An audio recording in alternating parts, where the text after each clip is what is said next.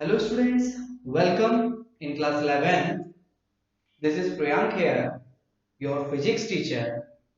And before starting my syllabus, I am going to explain some basic things related to science and physics and in how much categories the science is divided.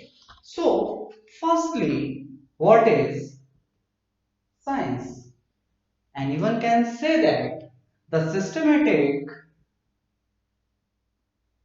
and specific knowledge. The systematic and specific knowledge of anything is known as the science. Like if we are observing a fan is rotating about its own axis after switch on, then one thing always comes to our mind: how it is invented. So, when we are studying step by step invention of a fan, then it always comes in the category of science. Science also divided in two parts. First one is real science and second one is pseudoscience. So, real science is based on real theories and pseudoscience is only based on paradigm.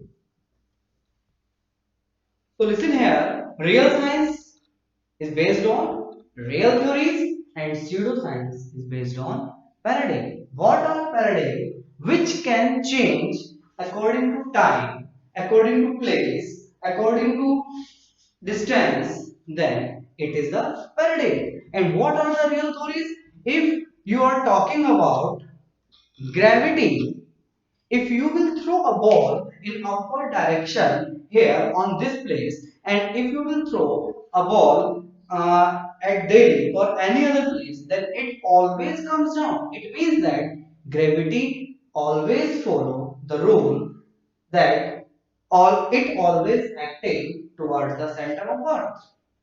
So this is the real theory. Real theory can never be changed. This can be changed, but this can never be changed. Like if speed of light is 3 into 10 raised to the power 8 meter per second, then it always remains 3 into 10 raised to the power 8 meter per second. If an electron having a charge 1.6 into 10 raised to the power minus 19 coulomb, then it always be 1.6 into 10 raised to the power minus 19 coulomb. So this is the difference between real science and pseudoscience. Now, pseudoscience will be like social science, and social science have some parts like political science, economy, and history. So, pseudoscience is divided like as social science is a pseudoscience because social science always based on fact that can be changed from place to place. Like political science, every country has their own political rights. Economy, every country has their own economy rate and every state has their own economy rate. किसी state का economy rate कम होता है, किसी का ज्यादा होता है, तो क्या ये प्लेस टू प्लेस चेंज हो रहा है? डेफिनेटली हो रहा है.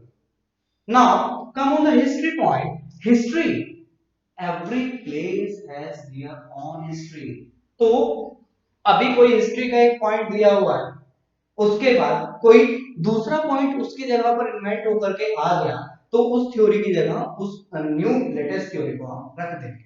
तो स्यूडो साइंस में आता है हमारा social science. Now come on real science. अब रियल साइंस, पूरे यूनिवर्स में हम चीजों को दो ही तरीके से डिवाइड कर सकते हैं. One is living, and other one is non-living. So there are two types of things in a universe: living things and non-living things. The study of living things comes in the category of biology. The study of living things comes in the category of biology, and non-living things come in the category of physical science. Is that clear? So, the study of living things is in biology, and the study of non-living things is in physical science. Now, these branches are furthermore divided like biology. Biology is divided into two parts. There are two types of living things. One is plant and second one is human. One is plant and second one is human. So, botany, study of plants, and zoology, study of animals. One another branch is here, that is microbiology. Microbiology is a branch in which we will study about microorganisms, like one unicellular organism like paramecium, amoeba, like these type of bacteria. तो जितने भी type के bacteria हैं वो भी वैसे living में आते हैं, लेकिन ज्यादा कंजस्टेड चीजें ना हो इसलिए उसको एक अलग ब्रांच में रख दिया गया, that is microbiology. Is it clear? तो ये था हमारा इतना हायरार्किकल स्ट्रक्चर किस चीज के लिए? रियल साइंस और स्यूडो साइंस के लिए। अभी हम आगे फिजिकल साइंस के लिए दूसरा हायरार्किकल स्ट्रक्चर बनाएंगे, तो एक बार मैं फिर से रिपीट कर रहा हूं। Science is the systematic and specific knowledge of anything is known as the science. And science is divided into two parts: real science and pseudoscience. Real science is based on real theories, and pseudoscience is based on paradigm. The real theories can never be changed, but paradigm can be changed. And real theories or real science can be divided into two parts. One is living things and another one is non-living things. ठीक है? And living things, study of living things comes in the category of biology, and study of living things is comes in the category of physical sciences. And pseudoscience is divided like that it social science will be in the category of pseudoscience, and from this there are three branches: political science, economical science and history. ये भी तो science का ही एक form है, तो इनको भी science की कैटेगरी में डाला जाता है, लेकिन ये जो चीजें हैं वो पैराडिग्म पर बेस्ड हैं। these are based on the paradigm. So now physical sciences also divided into two parts: chemistry and physics. Chemistry is the study of matter and how one matter can be react with another matter, and physics the study of interaction between matter and energy, and how can we calculate that energy in the form of units. So such type of study is comes in the category of physics. Is that clear? तो यहाँ हमारा जो science है वो कुछ parts में divide हो गया, जैसे कि लिविंग में और नॉन लिविंग। लिविंग का बायोलॉजिकल साइंस आया, नॉन लिविंग का फिजिकल साइंस आया, and after that biological science also divided into two parts: botany and zoology. Botany is the study of plants and zoology is the study of animals and humans. All the living things that can move comes in the category of zoology. Non-living things, physical sciences. Physical science is also divided into two parts. One is study of matter, that is chemistry, and second one is study of interaction between matter and energy. So this is the diagram that how can we divide science into its subparts.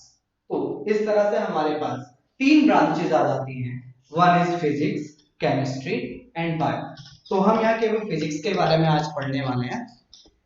तो physics का मतलब है the measurement of things that are happening here, like if we are taking nucleus से related जितनी भी equations हैं, chemical equations हैं, कैसे न्यूक्लियस किसी दूसरे मैटर के साथ रिएक्ट करता है, वो सब आता है हमारा केमिस्ट्री में। लेकिन एक न्यूक्लियर फिजिक्स हमारे पास ब्रांच होता है जिसमें हम कैसे पढ़ते हैं इसको, how much energy it can liberate when two nucleus combine with each other and when one nucleus breaks into two nucleus। तो न्यूक्लियस कितना साइज है न्यूक्लियस का, न्यूक्लियस के चारों तरफ इलेक्ट्रॉन्स जब रिवॉल्व करते हैं तो कितने फोर्स से उसको अट्रैक्ट करते हैं, कितना फोर्स वन न्यूक्लियस दूसरे न्यूक्लियस के साथ, मतलब न्यूक्लियंस, न्यूक्लियस के अंदर जितने भी पार्टिकल्स हैं प्रोटॉन और न्यूट्रॉन कितना फोर्स लगा रहे हैं, वो सारी जो चीजें हम स्टडी करेंगे वो फिजिक्स में करेंगे। ठीक है, chemistry is a part of physics. बहुत सारी चीजें हैं जो केमिस्ट्री से रिलेटेड होंगी लेकिन हम फिजिक्स में भी उनको रीड करेंगे। तो आज इसी पे मैं डिस्कस करने वाला हूँ। पहला तो सिलेबस होगा, दूसरा मतलब अभी पहले इंट्रोडक्शन के बारे में बात कर लें, फिर आगे सिलेबस में डिस्कस करेंगे कि हमें 11th में क्या क्या पढ़ना है और 12th में क्या क्या पढ़ना है। तो पहली चीज हमारे पास फिजिक्स, केमिस्ट्री और बायो आया, तो हम केवल यहाँ किस में पढ़ेंगे, फिजिक्स में पढ़ेंगे। Now physics is also divided into parts. First one is mechanics। अब अगर मैकेनिक्स की बात कर रहे हैं तो सीधी सी बात है न्यूटन का भी जिक्र होना इंपॉर्टेंट है।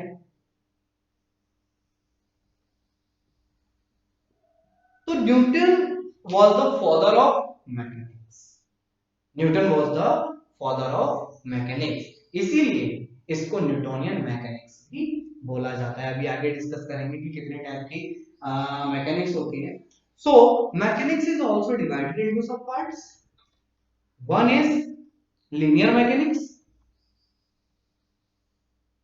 second one is rotational mechanics, third one is astronomical, fourth one is fluid mechanics। अब इन सब में डिफरेंस क्या क्या होगा, लीनियर मैकेनिक्स, जब कोई भी पार्टिकल किसी एक लीनियर मोशन से चल रहा है तो उसे हम क्या कहेंगे, लीनियर मैकेनिक्स में काउंट करेंगे। जैसे कि फैन रोटेट करता है, कितने राउंड वो करेगा रुकने के बाद, या एक राउंड को कंप्लीट करने में कितना फोर्स उसे लगाना पड़ रहा है, वो सारी चीजें हम कहां पढ़ेंगे, रोटेशनल मैकेनिक्स में पढ़ेंगे। एस्ट्रोनॉमिकल मैकेनिक्स सभी जानते हैं। एस्ट्रोनॉमिकल मैकेनिक्स में हम जितनी भी चीजें, जितने भी चेंजेस, कौन प्लैनेट कितनी स्पीड से मूव कर रहा है, एक प्लैनेट दूसरे प्लैनेट पर कितना फोर्स लगा रहा है, क्या ग्रेविटेशनल फोर्स है, वो सारे हम एस्ट्रोनॉमिकल मैकेनिक्स में पढ़ेंगे। Fluid mechanics, how the fluid are moving in a tube, तो वो सारी कंडीशंस हम इसमें फ्लूइड मैकेनिक्स में पढ़ेंगे कि एक और फ्लूइड मैकेनिक्स भी दो तरह से डिवाइड है। एक होगी, इसको हम स्टैटिक, और एक होगी डायनामिक। स्टैटिक का मतलब हो जाएगा जहां पर हम फ्लूइड को रेस्ट पोजीशन में, जैसे कि फ्लूइड एक डब्बे में रखा हुआ है, उससे कितना प्रेशर वो एक्सर्ट करेगा उसके बॉटम पर, वो फाइंड करेंगे। डायनामिक, अगर फ्लूइड एक पाइप के अंदर मूव कर रहा है तो वहां पर कितना फोर्स जनरेट होगा, ठीक है, या कितना मोशन से वो जनरेट हो रहा होगा, किस टाइप का वो फ्लो होगा, वो सब हम डायनामिक के केस में करेंगे। ठीक है, एस्ट्रोनॉमिकल, रोटेशनल और लीनियर मैंने बता दिया। इससे अलग मैकेनिक्स कुछ और टाइप्स की होती है। One is Newtonian. Newtonian mechanics is that mechanics in which all the laws of Newton are followed. मतलब जहां पर सारे के सारे न्यूटन के लॉज फॉलो होते हैं वहां हम उसको बोल देते हैं न्यूटोनियन मैकेनिक्स। अर्थ पर जो हम मोशन कर रहे हैं, जितने भी टाइप का मोशन हमारा हो रहा है, वो सब मैकेनिक्स में आता है, न्यूटोनियन मैकेनिक्स में आता है। फिर एक आता है क्लासिकल।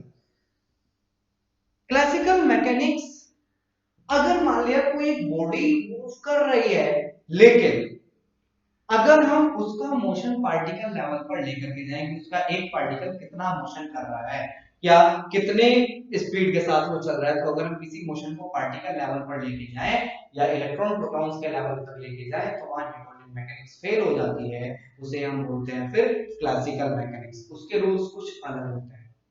ठीक है, ये सब जो आएगा अभी हम केवल न्यूटोनियन पढ़ेंगे। क्लासिकल जो आएगा वो जब कभी हायर स्टडीज के लिए हम जाते हैं, बीएससी एमएससी में जाएंगे और मैकेनिक्स हमने लिया होगा, तब उसके बारे में हमें पढ़ने को मिलेगा। मैकेनिकल ब्रांच जो होती है जैसे बीटेक की, वहां पे भी हमें ये सब पढ़ने को मिलता है। क्लासिकल के बाद आता है क्वांटम। क्वांटम में हम पढ़ेंगे कि इलेक्ट्रॉन कितनी स्पीड से, बहुत तेज स्पीड से मूव कर रहा है किसी भी एटम के अंदर। तो उसका मोमेंटम कितना होगा, उसकी स्पीड कितनी होगी, उसकी पोजीशन क्या होगी। जिस पार्टिकल को हमने आज तक देखा ही नहीं है उसके बारे में जितनी भी चीजें हम डिफाइन कर रहे हैं वो सब क्वांटम में आता है। In our physics there are two things, one is law and second one is hypothesis. तुमने पढ़ा भी होगा हाइपोथेटिकल थिंग्स। लॉ का मतलब होता है जिसका थ्योरेटिकल प्रूफ के साथ साथ मैथमेटिकल और एक्सपेरिमेंटल प्रूफ भी मिल जाए वो लॉ बन जाता है। हाइपोथेसिस जहां पर केवल हमें थ्योरेटिकल चीजें मिलती हैं और मैथमेटिकल प्रूफ मिलता है उसे हम हाइपोथेटिकल चीजें बोलते हैं या हाइपोथेसिस बोलते हैं। तो लॉ और हाइपोथेसिस में यही अंतर होता है। ठीक है, तो क्वांटम मैकेनिक्स 90% हाइपोथेटिकल है, इसमें हाइपोथेसिस होती है। रियल क्यों नहीं है? क्योंकि इलेक्ट्रॉन के बारे में हम डिस्कस कर रहे हैं, प्रोटॉन के बारे में हम डिस्कस कर रहे हैं, जिनको हमने आज तक देखा ही नहीं है, केवल हम एज्यूम कर रहे हैं। ठीक है, तो उसके केस में आता है क्वांटम मैकेनिक्स। ठीक, उसके बाद एक और आता है स्टैटिस्टिकल। एक ब्रांच आएगी फिजिक्स में ही, थर्मोडायनामिक्स। इसके भी दो पार्ट होते हैं, एक थर्मल फिजिक्स होता है, एक थर्मोडायनामिक्स होता है। तो थर्मल फिजिक्स में हम पढ़ते हैं कि कौन ऑब्जेक्ट कितना हीट एनर्जी एब्सॉर्ब कर सकता है, क्या उसकी स्पेसिफिक हीट है, क्या उसकी लेटेंट हीट है, ये सारी चीजें। थर्मोडायनामिक्स में how much heat energy a body can transfer to another body। तो वहां पर हम क्या कर रहे हैं, वहां पर हम ये देख रहे हैं कि हीट एनर्जी कितना फ्लो होकर के जा रहा है दूसरी बॉडी में, या कौन मटेरियल कितना हीट एनर्जी फ्लो कर सकता है। तो वो आ गया थर्मोडायनामिक्स। लेकिन अगर हम बॉडी की जगह पार्टिकल लेवल पर हीट एनर्जी ट्रांसफर कर देंगे तो वो आएगा स्टैटिस्टिकल मैकेनिक्स में। तो ये थोड़ा हायर लेवल पर जाकर के तुम्हें अच्छे से समझ में आएगी। थर्मोडायनामिक्स के बाद फिर एक आता है इलेक्ट्रोमैग्नेटिज्म। यहां फ्लूइड मैकेनिक्स के बाद एक आता है वेव मैकेनिक्स। वेव मैकेनिक्स में हम पढ़ते हैं कि कौन सी वेव कितनी एनर्जी के साथ आगे मूव कर रही है। हम बोल रहे हैं ना, ये भी तो साउंड एनर्जी है, 9th क्लास में पढ़ा था। तो ये साउंड एनर्जी कितनी दूर तक जाएगी, कितनी इसकी इंटेंसिटी है, क्या इसका टाइप है, डिस्टरबेंस कैसा हो रहा है मीडियम में, वो सारी चीजें हम कहां पढ़ेंगे, वेव मैकेनिक्स के अंदर पढ़ेंगे। नेक्स्ट फिजिक्स की एक ब्रांच आएगी इलेक्ट्रोमैग्नेटिज्म। यहां हम पढ़ते हैं इलेक्ट्रिसिटी, इलेक्ट्रिसिटी एंड मैग्नेटिज्म, दोनों को मिलाकर के बनता है इलेक्ट्रोमैग्नेटिज्म। ठीक है, दो पार्ट से बना इलेक्ट्रिसिटी एंड मैग्नेटिज्म, दो से मिलकर के बना इलेक्ट्रोमैग्नेटिज्म। तो जितना भी इलेक्ट्रिसिटी और मैग्नेटिज्म से मिलकर के चीजें हम पढ़ने वाले हैं वो इलेक्ट्रोमैग्नेटिज्म में पढ़ने वाला है। इलेक्ट्रोमैग्नेटिज्म के बाद आता है हमारा एक ब्रांच आएगी इलेक्ट्रॉनिक्स। तो इलेक्ट्रिसिटी, इलेक्ट्रोस्टैटिक्स एक होता है। ठीक है, एक इलेक्ट्रिसिटी होता है, एक इलेक्ट्रॉनिक्स होता है। इलेक्ट्रिसिटी जो हम फैन, एक चीज का तुमने ध्यान दिया होगा, जहां पर हमें टीवी, कंप्यूटर, इस तरह की टेलीविजन, कंप्यूटर, इस तरह की चीजें मिलती है, वहां लिखा होता है इलेक्ट्रॉनिक्स करके लिखा होता है। ठीक है, और जहां पर हमें वायर, फैन और मोटर्स वगैरह मिलती हैं वहां इलेक्ट्रिकल्स लिखा होता है। तो जो इलेक्ट्रिसिटी दो ब्रांच है बीटेक में भी, इस चीज का डिफरेंशिएशन पता होना चाहिए। There are two branches, electrical and electronics. Electrical में हम वो चीजें पढ़ते हैं किस वायर में कितनी इलेक्ट्रिक एनर्जी फ्लो हो सकती है, क्या उसका नेचर होगा, फैन की वायरिंग कैसे की जाए कि उसमें मैक्सिमम टॉर्क या मैक्सिमम वैल्यू जनरेट हो जाए। ठीक है, तो ट्यूबलाइट है, उसके अंदर किस टाइप की गैस हम फिल करें जिससे कि वो एनर्जी क्रिएट करे। एक आता है एलईडी। एलईडी ज्यादा रिलायबल है आज के टाइम में, तुमने देखा भी होगा। टीवी, टेलीविजन आता है, वो इलेक्ट्रॉनिक्स में क्यों आता है, क्योंकि उसमें एलईडी लगी हुई है, अंदर एलईडी शीट लगी हुई है। ठीक है, there are three types of display. एक तो होती है वैक्यूम डिस्प्ले, एक होती है एलसीडी, एक होती है एलईडी। वैक्यूम में बड़ी सी डिस्प्ले हुआ करती थी, पुराने टाइम के टीवी आते थे, ब्लैक एंड व्हाइट टेलीविजन आते थे, उनमें वैक्यूम होता था। ठीक है, उसको वैक्यूम ट्यूब टेलीविजन बोला जाता था। एलसीडी, तुमने देखा होगा कई बार जब फोन की डिस्प्ले टूट जाती थी तो उसमें लिक्विड सा फैल जाता था, उस कंडीशन को, उस टाइप की डिस्प्लेस को उनका बोलते थे एलसीडी। आज के टाइम में फोन में एलईडी डिस्प्ले आने लगा है। एलईडी डिस्प्ले का मतलब है कि अगर वो कहीं से टूट भी गया तो बाकी का पार्ट उसका एज इट इज वर्क करता रहेगा। एलसीडी में क्या होता था, ग्लास की बहुत थिन लेयर्स होती थी, उन लेयर्स के बीच में एक पोलराइज्ड लिक्विड डाला जाता था, जिसमें इलेक्ट्रिसिटी फॉल कर, मतलब इलेक्ट्रिसिटी फ्लो कराने पर क्या वो इमेजेस के फॉर्म में कन्वर्ट हो जाता था। एलईडी में एक स्क्रीन पर जब हम माइक्रोस्कोप से देखते हैं तो बहुत छोटी छोटी एलईडीज लगी होती हैं, और वो एलईडीज ग्लो करती है, जिसकी वजह से कंप्यूटर में, फोन्स में, इन सब में एलईडी मिलती है, मतलब इमेज बन जाती है एलईडी की हेल्प से। तो जो चीजें सेमीकंडक्टर को मतलब सेमीकंडक्टर की हेल्प से बनाई जाती हैं, उन्हें हम इलेक्ट्रॉनिक्स की कैटेगरी में फॉलो करते हैं। ठीक है, जैसे कि हमारा कंप्यूटर है, कंप्यूटर इलेक्ट्रॉनिक्स में आता है। कंप्यूटर का एक मदरबोर्ड होता है, उसमें इतने सारे सर्किट होते हैं ना, अगर हम फर्स्ट स्टेज का कंप्यूटर अगर हम देखें तो उसका केवल और केवल सीपीयू तो उसे 3 रूम्स के स्पेस के बराबर जितना था। ठीक है, अब उसमें वही क्या हुआ कि सेमीकंडक्टर की जो चीजें आ गई, इससे वो क्या हुआ, आसान हो गया। मान लिया एक वैक्यूम ट्यूब जो काम करती थी, वैक्यूम ट्यूब का हमारा साइज कितना होता था, ये कंप्यूटर में यूज होती थी, उसी को किसने रिप्लेस कर दिया, एक छोटे से ट्रांजिस्टर ने रिप्लेस कर दिया, जितना इसके कंपैरिजन में इस ट्रांजिस्टर का साइज कितना है। अब लगा सकते हो, इमेजिन कर सकते हो कि अब जो हमारा साइज है वो कितना कॉम्पैक्ट हो जाएगा।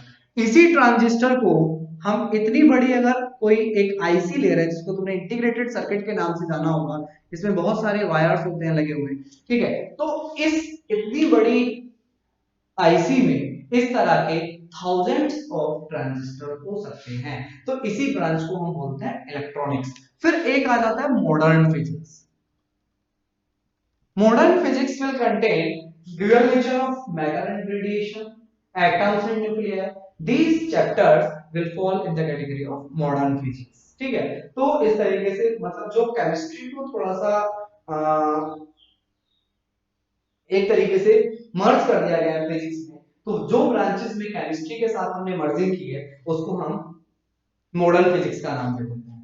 तो ये था हमारा पूरा फिजिक्स का सिलेबस। हम कहां तक केवल पढ़ेंगे, हमारा पूरा मैकेनिक्स है 11th में, थर्मोडायनामिक्स आएगा, और मैकेनिक्स के ये सारे पार्ट्स हमारे सिलेबस में है।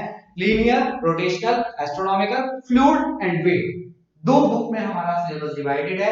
फर्स्ट बुक में 8 चैप्टर्स है, सेकंड बुक में 7 चैप्टर्स है, जिसमें फर्स्ट चैप्टर केवल और केवल हमारा इंट्रोडक्टरी पार्ट है। तो ये था हमारा पूरा फिजिक्स के बारे में। अब मैं थोड़ा सा फर्स्ट चैप्टर के बारे में डिस्कस कर रहा हूं, जो कि इंट्रोडक्टरी पार्ट है। तो फिजिक्स के बारे में हमने काफी कुछ पढ़ लिया है। नाउ स्कोप ऑफ फिजिक्स, शायद ये सभी जानते हैं कि there are two things, macroscopic and microscopic. Macroscopic like the distance between two planets and the gravitational force between two planets, that is fall in the category of macroscopic things. And microscopic, the force between two electrons, the momentum of electron, the velocity of electron and the forces between nucleons. तो ऐसा कोई भी field नहीं है जहां physics use ना होता हो। मैक्रोस्कोपिक से लेकर माइक्रोस्कोपिक तक हम फिजिक्स यूज करके बहुत सारी चीजें फाइंड कर सकते हैं। बायोलॉजी में भी फिजिक्स का बहुत ज्यादा यूज है। अगर माइक्रोस्कोप ना बना होता तो शायद ही बायोलॉजी में इतना ज्यादा इन्वेंशंस होना पॉसिबल होगा।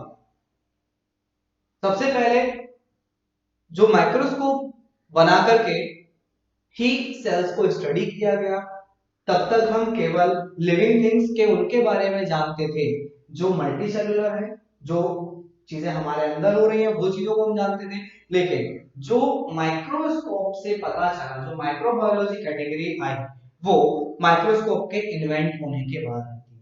तो जैसे कि एमआरआई, मैग्नेटिक रेजोनेंस इमेजिंग, तो एमआरआई हो गया, और जितने भी इंस्ट्रूमेंट्स यूज होते हैं बायोलैब के अंदर, मैक्सिमम फिजिक्स से ही तो है। तो यूजेस का मतलब भी काफी कुछ मैंने इसमें बता दिया है। बहुत जगह फिजिक्स को हम यूज कर सकते हैं, हमारी डेली लाइफ से लेकर के स्पेस तक, हमारे फोन कम्युनिकेशन से लेकर के हमारे खुद के जो घर पे बहुत सारे इंस्ट्रूमेंट्स हैं, AC, fridge, cooler, fan, tubelights, LED lights, ये सब के सब कहां से आए हैं? फिजिक्स से ही तो निकल करके आए हैं। तो these are the uses of physics. हम डेली लाइफ में कहीं ना कहीं फिजिक्स यूज कर ही रहे हैं। अगर मैं मार्कर से यहाँ बोर्ड पर लिख रहा हूं तो ये भी एक फिजिकल फिनोमेना है। पेंसिल से हम पेपर पे लिख रहे हैं, वो भी फिजिक्स की वजह से पॉसिबल हो पाया है। अगर वो फ्रिक्शन नहीं होता तो हम उससे लिख नहीं पाते। That clear? तो ये छोटी छोटी चीजें हैं, हमें फिजिक्स पढ़ते टाइम ध्यान में रहनी चाहिए। फिजिक्स पढ़ने से पहले एक ही चीज का मैं बार बार रिपीट करने के लिए बोलूंगा, that is concept. If you have concept you can solve any of the numerical, but if you are not having any concept then it is difficult to solve the numericals. ठीक है, उसके बाद अब एक और मोस्ट इंपोर्टेंट चीज है, fundamental forces.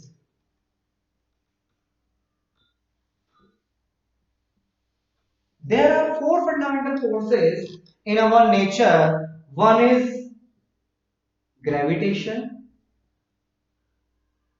second is electromagnetic, third one is strong nuclear forces.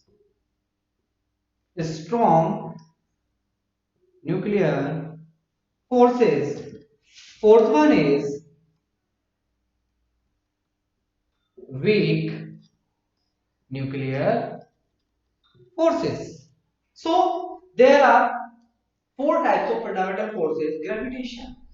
Gravitation सभी जानते हैं कि अर्थ से अगर कोई भी चीज ऊपर की तरफ फेंकी जाए तो वो नीचे की तरफ आती है, किसकी वजह से? That is the due to the gravitation property of अर्थ।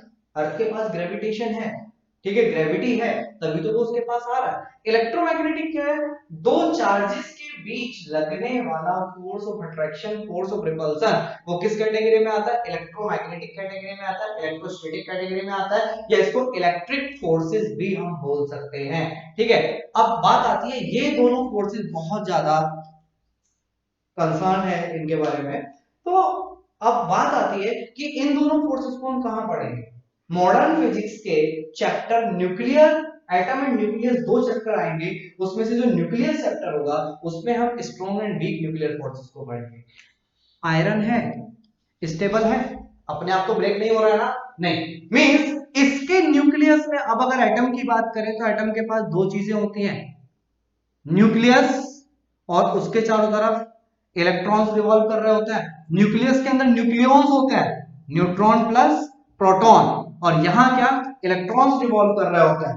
और ये इलेक्ट्रॉन पर दो फोर्स लग रहे होते हैं, एक तो इलेक्ट्रोस्टैटिक फोर्स ऑफ अट्रैक्शन जो इलेक्ट्रॉन और प्रोटॉन के बीच लग रहा है, ठीक है, और एक अगर कोई भी चीज बाहर घूम रही है राउंड शेप में तो उस पर एक फोर्स लगता है बाहर की तरफ, that is mv² upon r। जब रोटेशनल मोशन पढ़ोगे समझ में आ जाएगा, दैट इज सेंट्रीपिटल फोर्स। तो इन दोनों फोर्सेस को इक्वल करने के लिए, सेंट्रीपिटल और इलेक्ट्रोस्टैटिक फोर्स को इक्वल करने के लिए इलेक्ट्रॉन को रिवॉल्व करना पड़ता है। अगर इलेक्ट्रॉन घूमना बंद कर दे वो वापस आकर के यहाँ गिर जाएगा। क्यों? सेंट्रीपिटल ये तब तक ही अपने ऑर्बिट में घूमता रहेगा जब तक सेंट्रीपिटल और इलेक्ट्रोस्टैटिक फोर्स इक्वल होंगे। अगर नहीं समझ में आया है ये पॉइंट तो जब हम चैप्टर पढ़ेंगे तब समझ में आ जाएगा, 12th में जाकर के ये चीज। ठीक है, उसके बाद अब न्यूट्रॉन प्लस प्रोटॉन, अगर कहीं पर number of neutron plus number of proton बहुत ज्यादा हो जाए तो एटम क्या करेगा? अपने आप डिसइंटीग्रेट होना स्टार्ट कर देगा। रेडियो एक्टिविटी के बारे में सुना होगा ना, दैट इज यूरेनियम। यूरेनियम के पास 92U235 होता है, इसके पास इतने सारे न्यूक्लियॉन्स हैं।